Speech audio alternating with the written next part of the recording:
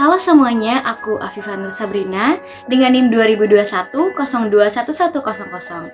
Kesempatan kali ini aku akan membuat praktek video Speaking to Persuade sebagai salah satu pemenuh tugas UTS dari mata kuliah Public Speaking yang diampu oleh Bu Clara.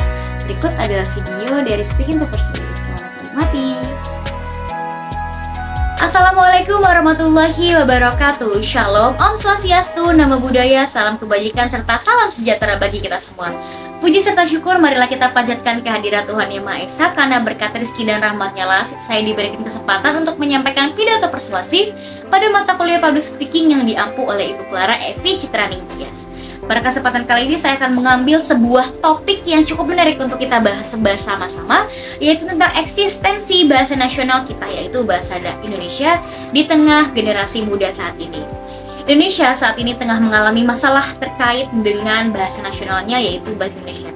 Eksistensi bahasa Indonesia sendiri di kalangan generasi muda sudah mulai menurun, digeser dengan penggunaan bahasa asing dan juga bahasa gaul, yaitu bahasa Jaksel yang sekarang tengah melanda di generasi muda. Hal ini disebabkan karena generasi muda yang merasa bahwasanya ketika mereka menggunakan bahasa Indonesia ketika berkomunikasi dengan rekan sebaya, mereka dianggap kuno atau ketinggalan zaman.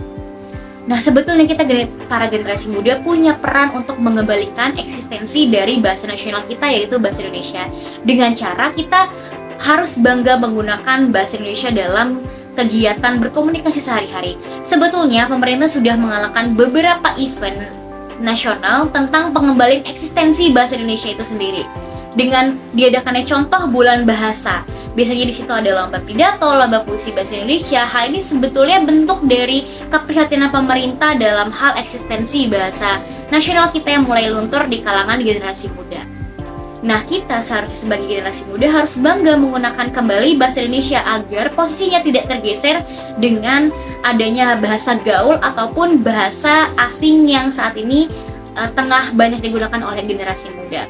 Kita patut berbangga dengan bahasa Indonesia. Mengapa demikian? Karena saat ini bahasa Indonesia tengah dinobatkan sebagai 10 besar bahasa di dunia yang memiliki popularitas tertinggi.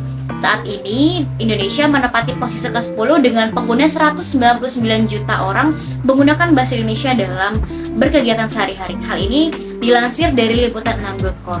Dan kita perlu mengetahui bahwasanya ternyata di luar negeri juga banyak loh universitas-universitas ternama yang menggunakan bahasa Indonesia sebagai jurusannya. Ada Universitas of Leiden di Belanda, ada Universitas of Hawaii, ada juga Universitas of Melbourne yang menggunakan jurusan bahasa Indonesia di kampusnya.